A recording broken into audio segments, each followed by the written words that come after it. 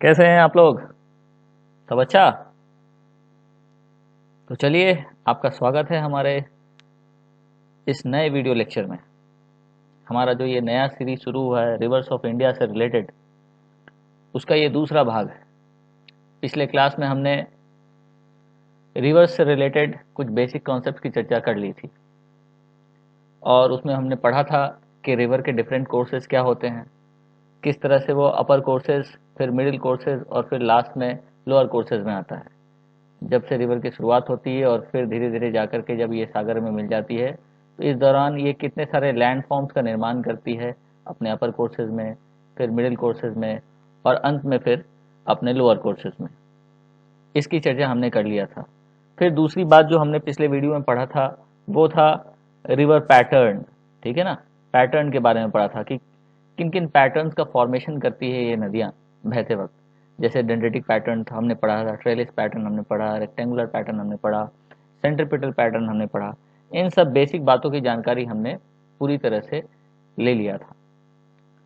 उसके बाद फिर मैंने कहा था कि नेक्स्ट वीडियो में हम रिवर्स ऑफ इंडिया के मेन चैप्टर में आएंगे इन सारे बेसिक कॉन्सेप्ट को समझने के बाद। तो मैं हाजिर हूँ आपके आपके साथ आपके पास हमारे रिवर्स ऑफ इंडिया के नेक्स्ट वीडियो में। आज हम लोग डिस्कस करेंगे रिवर्स ऑफ इंडिया के हिमालयन रिवर्स और पेनिनसुलर रिवर के बारे में। लेकिन इन दोनों पार्ट्स को एक वीडियो में कंप्लीट करना संभव नहीं है, ये काफ़ी लंबा लेक्चर होगा, इसलिए हम एक एक करके चलेंगे। आज का हमारा लेक्चर हिमालयन रिवर से रिलेटेड होगा। हिमालयन रिवर्स की समाप्ति के बाद हम लोग पेनिनसुलर रिवर की शुरुआत करेंगे।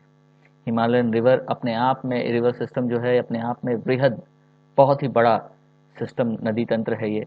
हमने पिछले क्लास में इसकी जानकारी ले ली थी कि किस प्रकार यहाँ पर सिंधु नदी तंत्र है, फिर ये हमारा गंगा नदी तंत्र है और उसके बाद फिर ये हमारा ब्रह्मपुत्र नदी तंत्र है। इन तीनों नदियों तंत्र में बहुत सारे इनकी सहायक नदियाँ हैं। फिर इसके बाद ये नदियाँ अलग अलग फॉर्मेशंस करती हैं, उन फॉर्मेशंस के बारे में हमको समझना है। और फिर किन किन राज्यों में इनका विस्तार है, इनके विस्तारों को समझना है। इस प्रकार से ये काफ़ी लंबा वीडियो लेक्चर है, तो एक वीडियो लेक्चर में इन सारी चीज़ों को कंप्लीट करना संभव नहीं है, इसलिए हम इसको पार्ट वाइज करेंगे सो दैट आप बड़े इत्मीनान तरीके से इसके सारे डिटेल्स को समझ सके। ओके, तो आज का हमारा ये वीडियो लेक्चर हिमालयन रिवर्स से संबंधित होगा, जो डिस्कस करेगा इंडस रिवर सिस्टम के बारे में। हमारा मुख्य फोकस होगा Indus river system. Okay, so let's start.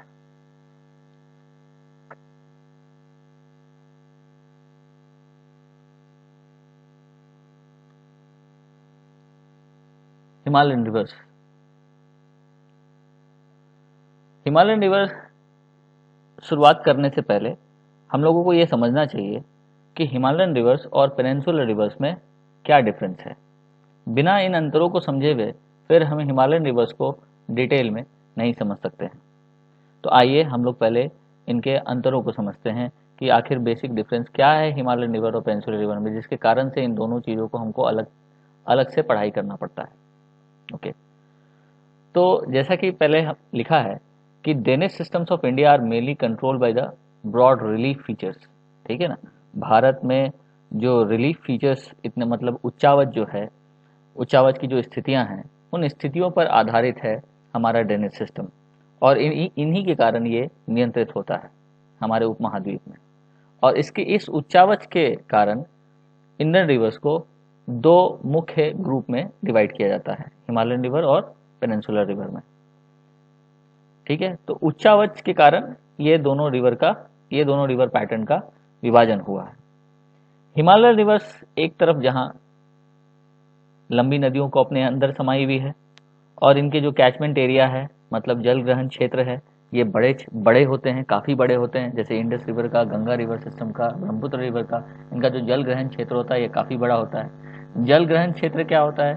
तो जल ग्रहण क्षेत्र वैसा क्षेत्र जहाँ पर नदियाँ पानी ग्रहण करती है अपना, जैसे बारिश के माध्यम से या फिर ग्लेशियर्स के माध्यम से। कुल मिलाकर के जो ये पानी जब एक जगह जमा होता है तो फिर वो धाराओं के रूप में बहना शुरू होता है। तो जितने बड़े क्षेत्र से इसको ये पानी प्राप्त होता है, ग्रहण होता है, उसी क्षेत्र को हम कैचमेंट एरिया बोलते हैं। ओके, जल ग्रहण क्षेत्र बोलते हैं। तो हिमालयन रिवर्स इसकी नदियाँ लंबी होती हैं और इसके कैचमेंट एरिया बड़े होते हैं।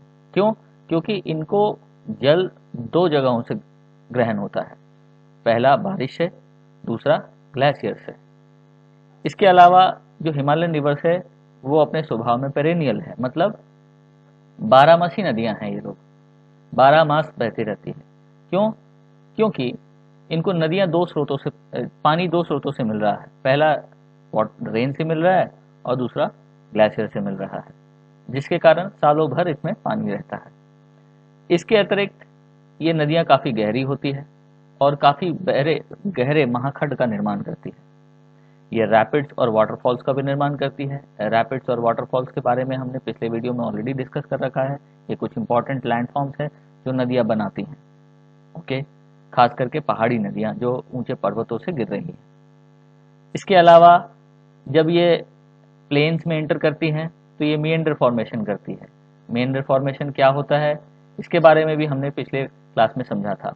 सर्पनुमा आकार में जो ये नदियां ऐसे करके बहती है, this is called Mendhar formation. तो जब मैदानी हिस्सा में ये नदी बह रही होती है, हिमालयन रिवर बह रही होती है, तो ये मेंडर का निर्माण करती है। और दूसरी विशेषता इसकी ये होती है कि ये अपना कोर्स चेंज करती है, हर साल अपने रास्ते को ये परिवर्तित करती है। क्यों? क्योंकि जब ये नदी विसर्प होकर बह रही होती तो अपने साथ कुछ सेडिमेंट्स लेके आती होती है। सेडिमेंट्स के कारण जमाव हो जाता है मिट्टी का, जिसके कारण नदी का रास्ता जो होता है वो बंद हो जाता है। जब ये रास्ता बंद होता है तो नदी अपना रास्ता चेंज कर लेती है। ओके, तो ये इसका खास विशेषता है, हिमालयन रिवर्स की ये खास विशेषता है कि ये अपने कोर्स को बदलती है। क्यों? क्योंकि इसके साथ बहुत सारा जमाव होता है, सेडिमेंट्स लेके आती है जो जमा कर देती है, इसके रास्ते में बंद होता है और इसके कारण ये अपना रास्ता चेंज कर लेती है। ओके, इसके अलावा ये अपने यंग एज में है, डेवलपमेंट स्टेज में ये काफ़ी यंग है, क्योंकि इसकी रफ्तार बहुत तेज है। ठीक है, बहुत तेज रफ्तार से ये नदियाँ बहती है। इसके अलावा ये एंटीसीडेंट रिवर्स है। एंटीसीडेंट रिवर्स क्या होते हैं, इसके बारे में हमने पिछले वीडियो में ही समझा था। जो हिमालय से पूर्व की नदियां हैं वो सारी नदियां एंटीसीडेंट्स हैं। ओके, और भी ये बड़े बड़े डेल्टाओं का निर्माण करती है, जिसमें कि सुंदरबन डेल्टा सबसे बड़ा डेल्टा है। ये गंगा ब्रह्मपुत्र के द्वारा बनाया जाता है, सुंदरबन डेल्टा। ओके, और इन सारे कैरेक्टर्स के कारण ये सिंचाई के लिए काफ़ी महत्वपूर्ण है और दूसरी बात नेविगेशन के लिए काफ़ी महत्व रखती है। सिंचाई इसलिए क्योंकि 12 साल पानी होता है और नेविगेशन के लिए भी काफ़ी महत्व रखता है। ओके, तो ये सारी विशेषताएं हैं हिमालयन रिवर्स की, जो कुछ हद तक पेनिनसुलर रिवर से इनमें भेद है। क्यों? क्योंकि पेनिनसुलर रिवर जो है वो हिमालयन रिवर की तुलना में कॉम्पैरेटिवली शॉर्ट है, तुलनात्मक दृष्टि से ये छोटी होती है और इनकी कैचमेंट एरिया भी छोटे हैं। साथ साथ ये मोस्टली सीजनल है। जहाँ Himalayan river perennial in nature है, वहीं peninsular river seasonal in nature है। क्यों? क्योंकि इनके पास ग्लेशियर्स नहीं है, इनको सिर्फ बारिश का पानी मिलता है, बारिश सालों भर होती नहीं है, इसलिए ये गर्मियों के समय में और विंटर्स के समय में सूखी होती है। एक नदी अपवाद में है पेनिनसुलर रिवर की, जो 12 मासी, और उस नदी का नाम है कावेरी। ओके, लेकिन उसके बारे में हम डिटेल में पढ़ेंगे जब हम पेनिनसुलर रिवर की चर्चा अलग से कर रहे होंगे। इनके द्वारा बनाया गया जो वैली है वो उतना डीप नहीं होता जितना कि हिमालयन रिवर्स का होता है। ओके, ये अपने रास्ते को नहीं बदलती है। क्यों? क्योंकि ये किसी निश्चित ढाल का अनुसरण करती है और इसलिए ये अपने स्वभाव में कॉन्सिक्वेंट है। इनको हम कॉन्सिक्वेंट रिवर बोलते हैं, अनुवर्ती नदियाँ, क्योंकि ये अनुसरण करती है एक निश्चित ढाल का, जैसे कि वेस्टर्न घाट्स के ढाल का अनुसरण करते हुए बहुत सारी नदियाँ बहती है। ओके, तो ये कॉन्सिक्वेंट रिवर है, जबकि ये क्या है, एंटीसीडेंट रिवर है। जिस प्रकार से ये हिमालयन रिवर अपने अवस्था में यंग है, उसी प्रकार से पेनिनसुलर रिवर अपनी अवस्था में ओल्डर स्टेज में है। ये बूढ़ी हो चुकी हैं, इनके स्पीड कम है, इनमें गति कम है। ओके, इसके अलावा ये ईश्वरी का निर्माण करती हैं और डेल्टा भी बनाती हैं, लेकिन इनके डेल्टाज हिमालयन रिवर के बनाए हुए डेल्टाज के मुकाबले छोटी होती हैं। ठीक है, बहुत सारी डेल्टा पेनिनसुलर रिवर द्वारा बनाई जाती है, जैसे महानदी डेल्टा, इसके अतिरिक्त गोदावरी डेल्टा, कृष्णा डेल्टा, ठीक है, कावेरी भी डेल्टा बनाती है। तो ये सारे डेल्टा आप मैप में देख सकते हो। हम लोग डिटेल में इसकी चर्चा करेंगे कब, जब पेनिनसुलर रिवर पढ़ रहे होंगे। ओके, ये चूंकि इसकी स्पीड कम है और पानी 12 मास नहीं बहता इसमें, इसलिए इरिगेशन और नेविगेशन के लिए ये उतनी लाभदायक नहीं है जितनी लाभदायक हिमालयन रिवर्स है। ओके, तो ये हो गया आपका डिफरेंस हिमालयन रिवर और पेनिनसुलर रिवर के बीच। उम्मीद है आप लोगों को समझ में आया होगा। अब हम लोग नेक्स्ट स्लाइड की ओर बढ़ेंगे।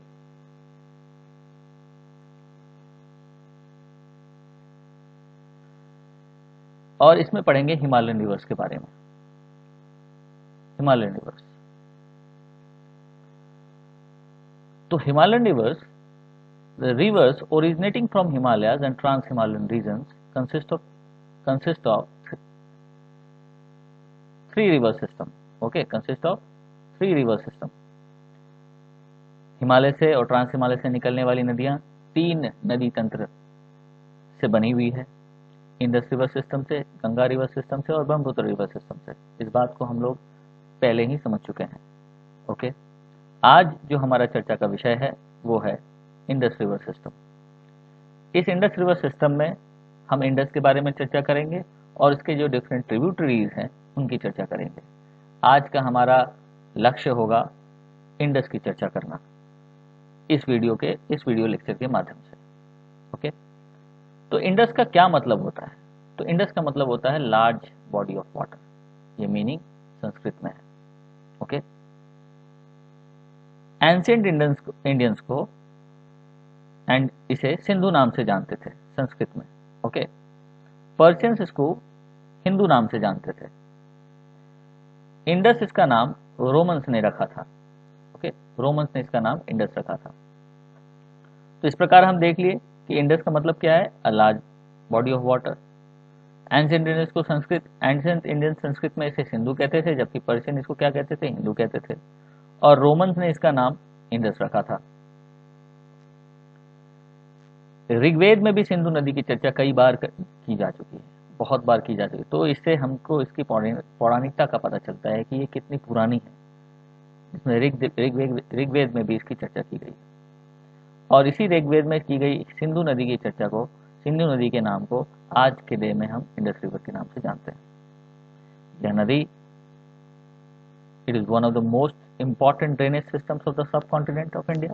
ठीक है, ये भारतीय उपमहाद्वीप की सबसे महत्वपूर्ण ड्रेनेज सिस्टम में से एक है। इसकी कुल लंबाई है 2880, जो रफ डाटा लेते हैं तो 2900 किलोमीटर के आसपास आता है। कई सारे रेफरेंसेस में ये 2900 किलोमीटर के तौर पर लिखा है।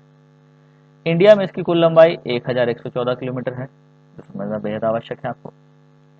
इसके अतिरिक्त it is the western most river system in the sub continent. भारतीय भूमि में ये सबसे वेस्टर्न मोस्ट रिवर सिस्टम है। ठीक है, अगर ये भारत की भूमि को हमने ईस्ट वेस्ट में अगर बांटते हैं, ठीक है, तो ये हमारा वेस्टर्न मोस्ट रिवर सिस्टम है। यहाँ कहीं पे ये सिंधु नदी तंत्र आता है, इसके बाद कोई नदी तंत्र नहीं। ओके, झेलम, चेनाब, रावी, ब्यास, सतलज इसके मुख्य उपनदियां हैं। ओके, ये नाम याद रखना बेहद जरूरी है। झेलम, चेनाब, रवि, ब्यास एंड सतलज सिंधु नदी की मुख्य उपधाराएं हैं। ओके, सिंधु नदी का जो उद्गम स्थल है वो बोकरचू ग्लेशियर है। यह ग्लेशियर मानसरोवर लेक के समीप स्थित है। कहां पर? तो माउंट कैलाश के उत्तरी ढाल पर। माउंट कैलाश की ऊंचाई 6714 मीटर। तिब्बत में इसे सिंगी खम्बम के नाम से जानते हैं या फिर शेरमुख, जिसको हम इंग्लिश में लायंस माउथ बोलते हैं। ओके, तो ये इंपॉर्टेंट है किसी भी एग्जाम के क्वेश्चन के लिए। कौन कौन सी बातों को आपको यहाँ पे याद रखना जरूरी है? पहला तो जो इसका ऐतिहासिक नाम है, इससे रिलेटेड जो चीजें हैं वो याद रखना आपको बेहद जरूरी है। इसका संस्कृत मीनिंग क्या है, एंशिएंट इंडियंस इसे किस नाम से जानते थे, पर्शियंस इसे किस नाम से जानते थे, और फिर ये इंडस नाम किन्होंने इसका रखा। इसके अतिरिक्त जो आपको जानना जरूरी है कि इसके डिफरेंट ट्रिब्यूटरीज कौन कौन से हैं। ठीक है, और इसके बाद इसका उद्गम स्थल कहाँ पर है? तो बोकरचू ग्लेशियर है। ये कहाँ पर? तो मानसरोवर लेक के समीप, माउंट कैलाश के उत्तरी ढाल पर। तिब्बत में इसी को हम सिंगी खम्बन बोलते हैं या फिर शेरमुख बोलते हैं। इंग्लिश में इसे लायंस माउथ बोला जाता है। तो ये आपको याद रखना बेहद जरूरी है, आप कृपया करके इसे नोट कर लेंगे। अब ये देखिए, ये मैप के थ्रू मैंने आपको समझाने का प्रयास किया है कि सिंधु नदी का उद्गम स्थल कहाँ है और ये कैसे अपनी प्रवाह लेते हुए पाकिस्तान की ओर जाते हुए ये फाइनली अरब सागर में मिलती है। ठीक है, यहाँ कहीं पर इसका बोखाचू ग्लेशियर है, मानसरोवर लेक। इस मैप में आप मानसरोवर को देख सकते हैं। मानसरोवर लेक के समय ये सिंधु नदी का उद्गम और कुछ इस प्रकार से बहते हुए ये फाइनली अरब सागर की ओर जाती है। इसकी डायरेक्शन को आप नोट कर ले, ये नॉर्थ वेस्ट डायरेक्शन में मूव कर रही है।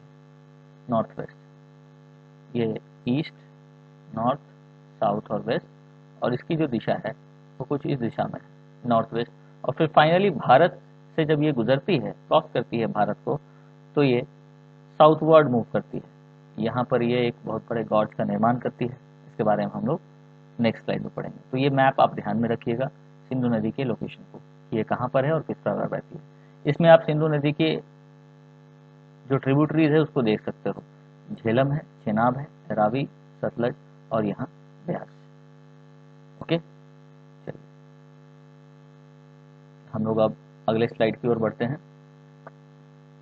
ये सिंधु नदी का बेसिन क्षेत्र है। बेसिन क्षेत्र समझना, बेसिन क्षेत्र की चर्चा हमने पिछले वीडियो में ऑलरेडी कर रखा है कि बेसिन क्या होता है। The area drained by a single river system is called a basin area. Okay, तो ये देखिए, ये जो लाल रेखा से दिखा है यहाँ पर, इसे हम बेसिन क्षेत्र बोलते हैं। This is the basin area of Indus river. Okay, यहाँ इंडस का ये मुख्य धारा है, झेलम, चेनाब, रवि, व्यास, सतलज, ये सारी इसकी उपधाराएं हैं और ये कुल मिलाकर के ये पूरा ये बेसिन क्षेत्र बना रहा है। तो बेसिन क्षेत्र के बारे में ये क्या होता है, अब कोई दिक्कत नहीं होनी चाहिए। कुछ और लोकेशन जो आपको यहाँ पर समझना चाहिए वो है, कुछ रेंजेस के नाम यहाँ लिखे हैं। ये हिंदू कुश की पहाड़ी है और फिर यह सुलेमान माउंटेन्स है। हिमालय की जो श्रृंखला है जो पाकिस्तान में चली जाती है उसे हम सुलेमान रेंज बोलते हैं। ओके, और जो अफगानिस्तान की तरफ जाती है उसे हम हिंदू कुश की पहाड़ी बोलते हैं। इस बात को भी आपको ध्यान देना बहुत ज़रूरी है। ठीक है, मैं फिर से रिपीट करता हूँ, पाकिस्तान की तरफ जाने वाली हिमालय की श्रृंखला को सुलेमान श्रृंखला बोलते हैं और अफगानिस्तान की तरफ जाने वाली हिमालय की श्रृंखला को हम हिंदू कुश की पहाड़ी बोलते हैं। ओके, अब हम लोग नेक्स्ट आगे बढ़ते हैं। ये एक सैटेलाइट मैप है इंडस रिवर को दिखाता हुआ और उसके कुछ उपधाराओं को। ये इंडस नदी के उपधाराओं की सैटेलाइट मैप है और ये इंडस रिवर का एक मुख्य धारा है जिसमें फाइनली पांचों नदी आकर के मिल जाती है और ये फाइनली जाकर के अरब सागर में मिलती है। ये हो गया आपका सैटेलाइट मैप। तो मैं पूरा उम्मीद करता हूँ कि आपको इस मैप के ज़रिए से जो मैंने आपको दिखाया, आपको सिंधु नदी के लोकेशंस अच्छी तरीके से ज्ञात हो गया होगा।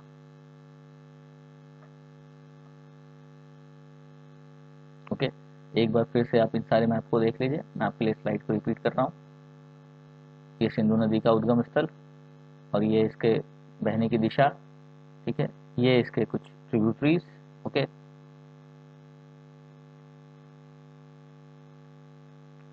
ये सिंधु नदी का बेसिन क्षेत्र है, this is basin area of Sindhu नदी।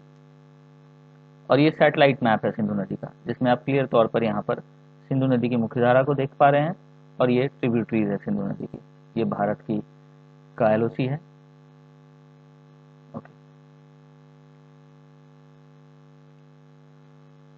अब हम लोग आगे बढ़ते हैं। तो starting from its origin it flows north westward, जैसा कि मैंने पहले बताया, ये नॉर्थ वेस्ट दिशा में बहते हुए लद्दाख और जास्कर श्रेणी से होकर के गुजरती है। ठीक है, लद्दाख और जास्कर श्रेणी फ्रांस हिमालय की ये श्रेणी है। काराकोरम, लद्दाख और जास्कर ये तीनों पैरेलल रेंजेज है।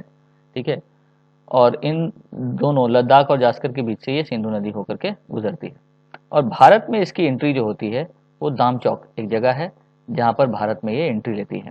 ठीक है, ये लोकेशन भी आपको नाम याद करना बहुत ज़रूरी है कि कहाँ पर ये एग्जैक्ट पॉइंट पर भारत में एंट्री लेती है, तो दाम चौक में।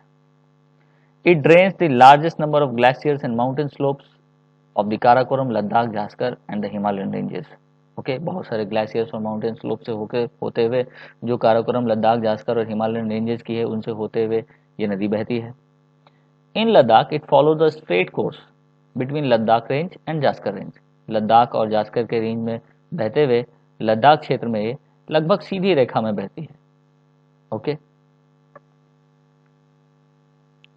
It receives Zanskar river below ले के समीप ये जास्कर रिवर से मिलती है। सिंधु रिवर जास्कर रिवर से ले के समीप मिलती है। ये लाइन इंपॉर्टेंट है, आप इसको नोट कर लेंगे क्योंकि ये किसी भी एग्जाम का क्वेश्चन लाइन होता है। ठीक है, इसको नज़रअंदाज करना बेहद ही बेवकूफ़ी होगी। ओके, तो चूंकि ज्योग्राफी है तो कुछ बातें समझने वाली होती है इसमें, और कुछ सारे पॉइंट जो होते हैं वो याद करने वाले होते हैं।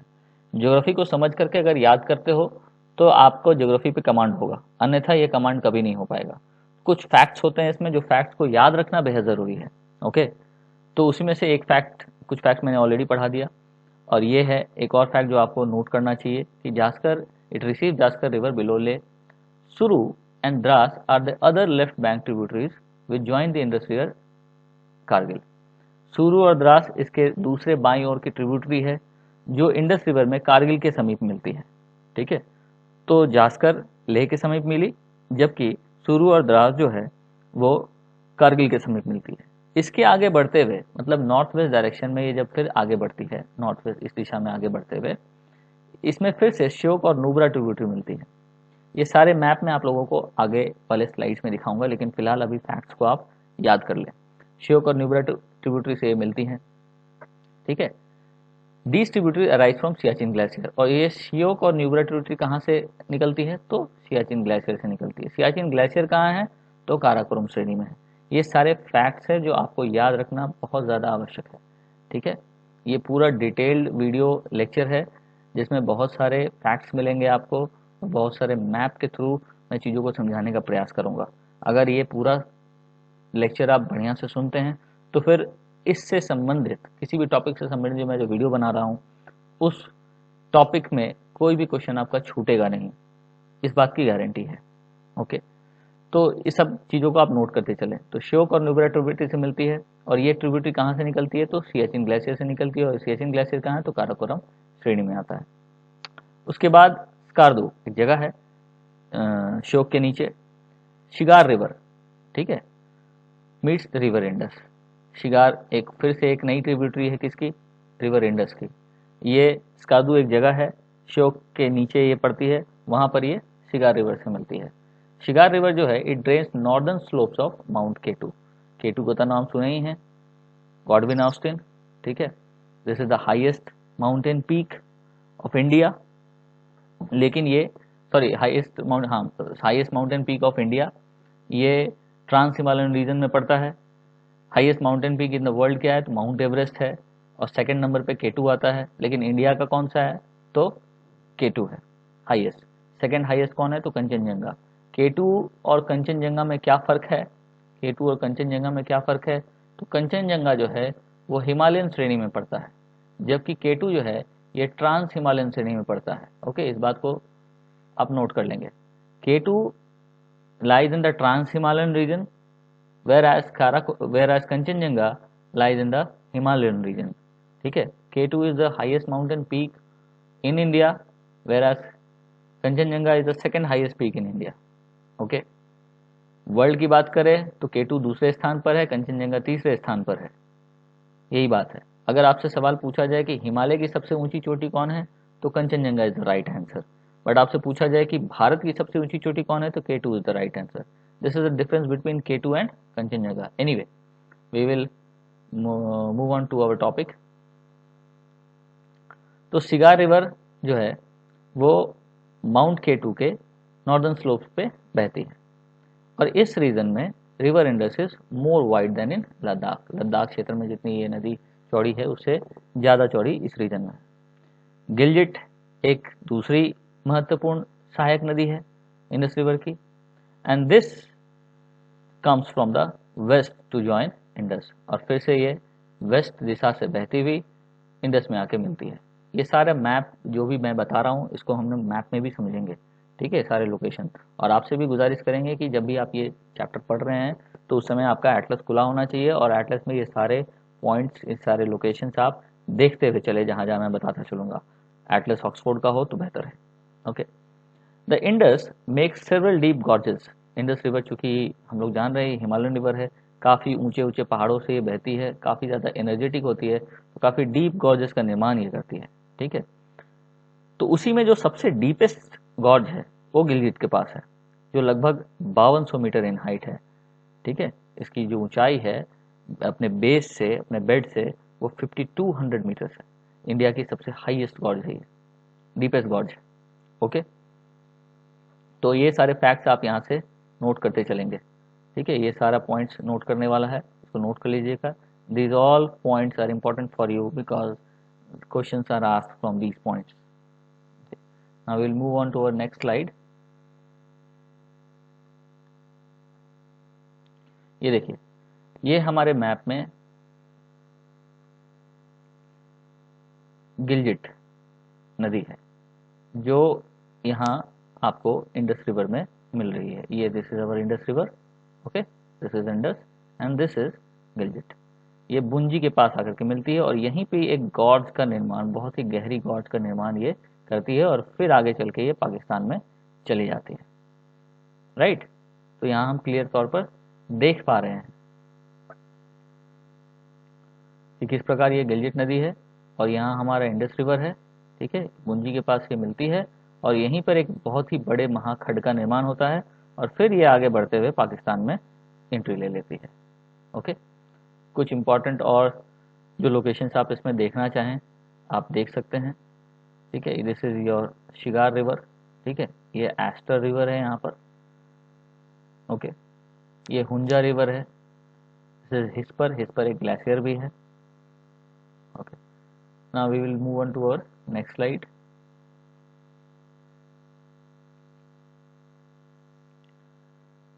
तो इंडस के राइट बैंक ट्रिब्यूटरीज और लेफ्ट बैंक ट्रिब्यूटरीज ये काफ़ी इंपॉर्टेंट है।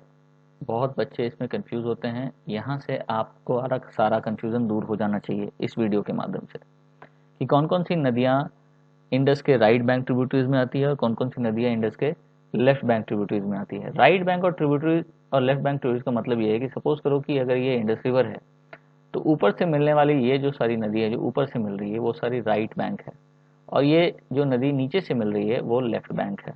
ओके, इसको हम ईस्टर्न रिवर्स भी बोलते हैं और इसको हम वेस्टर्न रिवर्स भी बोलते हैं। ओके, आज ये कंफ्यूजन आप लोग दूर कर लीजिए। ओके, ठीक, तो देखिए इंडस रिवर के जो हमारे राइट बैंक ट्रिब्यूटरीज है, उस राइट बैंक ट्रिब्यूटरीज में से जो नदियाँ हिमालय नदी से निकलती है वो है श्योक, गिलगित, नुब्रा। इसके अलावा सुलेमान रेंज से जो रिवर आके मिलती है इंडस में वो है खुर्रम, तोची, गोमल, संगर और काबुल। ओके, तो ये सारे नाम आपको याद करना जरूरी है। These all are right tributaries of Indus. ठीक है, राइट ट्रिब्यूटरीज, ये नोट कर लेंगे आप लोग क्योंकि क्वेश्चन पूछता है, निश्चित तौर पर क्वेश्चन पूछता है। Even UPSC also ask this sort of questions, so please note it down. Okay, and memorise it.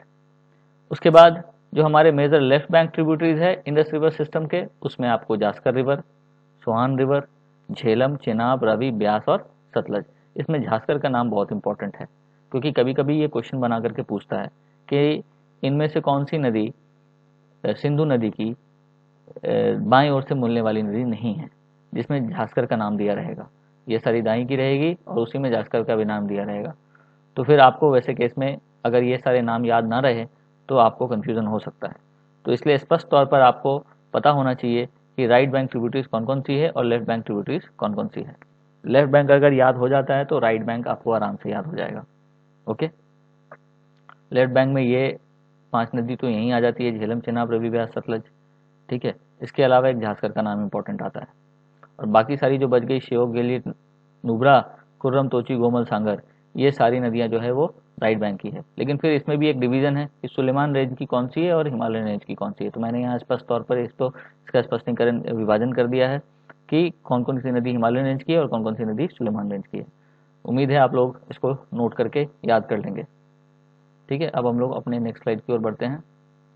ये देखिए हमारे सतलज नदी की सहायक नदियों का एक मैप है जिसमें आपको वो सारी नदियाँ मिल जाएंगी। ये हमारी श्योक नदी है, ये हमारी नुब्रा नदी है, ये खुद इंडस रिवर है जो डीप ब्लू है, ठीक है, तोची है, काबुल है, खुर्रम है, ठीक है। इसके अलावा झेलम, चिनाब, रवि, सतलज, ब्यास, ओके, गिलजिट। तो ये सारी सहायक नदियों का मैप है। जास्कर ऐसे मिल रही है, नीचे से मिल रही है। इस मैप को आप गौर से देखें, ठीक है, और सारे लोकेशंस आप अपने एटलस में भी खोजें और उसको आज याद कर लें। राइट, काबुल नदी देखो अफगानिस्तान से आ रही है। चलिए तो हम लोग अपने अगले साइड पे बढ़ते हैं।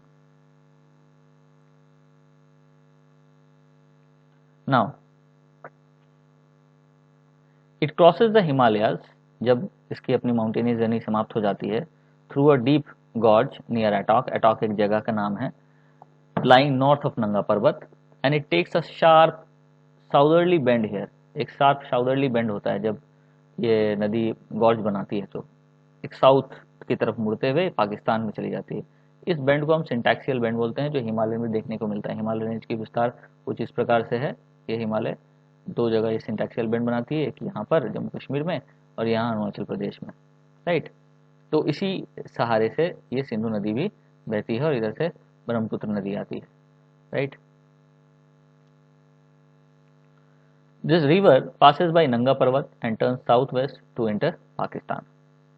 Kabul river from Afghanistan joins Indus near Attock. अभी तुरंत हमने मैप में देखा है काबुल रिवर किस तरह से इंडस रिवर में ज्वाइन कर रही है। जहाँ पे ये मिलती है वो जगह का नाम है Attock. Thereafter it flows through Potwar plateau and crosses salt range. Potwar plateau भी एक जगह है, ये इंडस रिवर बेसिन के क्षेत्र में ही आता है और ये सॉल्ट रेंज को क्रॉस करती है यहाँ पर। Some of the important tributaries below Attock include Khurram, Tochi, Zhob and Gowal. ये सारे रिवर्स हमने ऑलरेडी मैप में देख रखा है, ओके। मिठानकोट जो पाकिस्तान में एक जगह है, just above Mithankot the Indus receives from Panchnad. Panchnad मतलब जो पांच नदी का जो संगम है उसको हम पंचनद बोलते हैं। झेलम, चिनाब, रवि, ब्यास, सतलज को हम पंचनद बोलते हैं।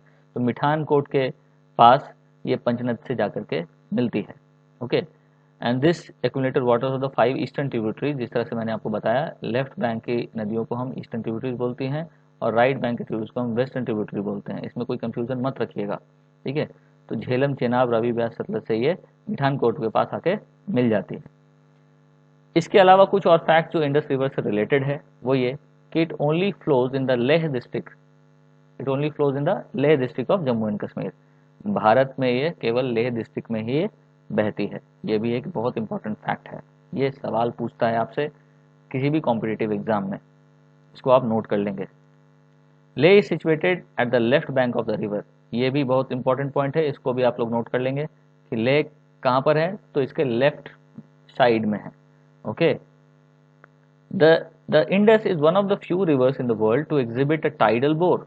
ज्वारीय बोर का प्रदर्शन करने वाला दुनिया का ये कुछ ही नदियों में से एक नदी है। टाइडल बोर क्या होता है? टाइडल बोर होता है कि, हालांकि मैं डायग्राम के थ्रू उसका आपको बताऊंगा, एक विपरीत धारा बहती है, नदी के धारा के विपरीत एक धारा बहती है, उसी को हम टाइडल बोर कहते हैं, ठीक है।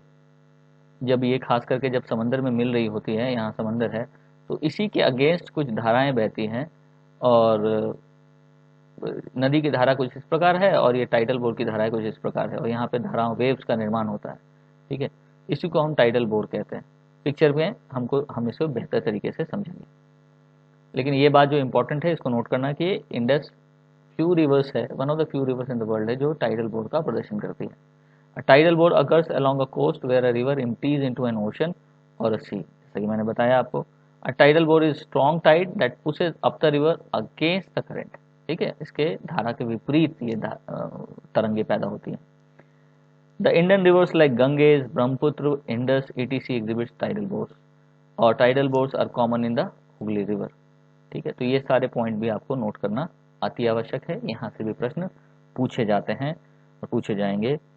इनफैक्ट यूपीएससी भी सवाल करती है यहाँ से, इसको आप कृपया करके नोट कर लेंगे, ओके। ओके, हम लोग आगे बढ़ते हैं।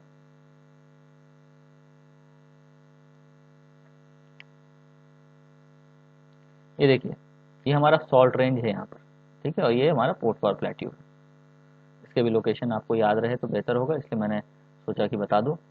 ये सॉल्ट रेंज, ठीक है, और यहाँ पोटवार प्लेट्यू का डायरेक्शन, यहाँ कहीं पे पोटवार प्लेट्यू है, और यहीं पे सॉल्ट रेंज है। ये सब पाकिस्तान में लोकेशन है। फिर रावलपिंडी आपको यहाँ दिख रहा है।